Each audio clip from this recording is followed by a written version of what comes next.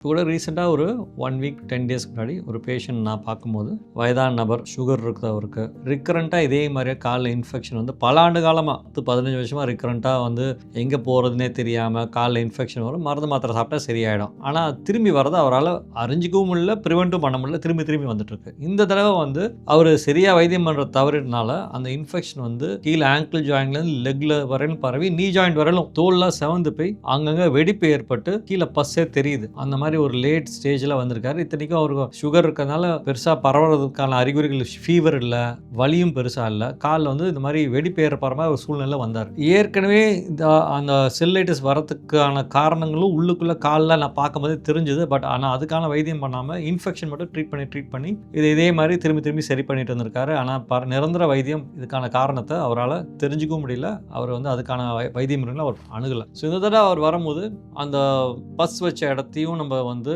Cut பண்ணி எடுக்கிறதா போச்சு. அதில் பஸ் வெளியில் கொண்டாந்து அந்த பஸ்ஸெல்லாம் கண்ட்ரோல் பண்ணி இன்ஃபெக்ஷன் பிளட்டில் ஸ்ப்ரெட் பண்ணாமல் இருக்கிறதுக்கான வைத்திய முறைகளும் பண்ணி அதை கண்ட்ரோல் கொண்டாந்ததுக்கப்புறம் தான் அந்த காரணத்தை பற்றியே நான் உங்கள்கிட்ட பேச ஆரம்பித்தேன். ஏன் இந்த மாதிரி திரும்பி வருது, இது நீங்கள் இவ்வளோ தூரம் பெருசாக விட்டுக்க வேண்டிய அவசியம் இல்லையே நான் சொல்ல ஆரம்பித்தேன்.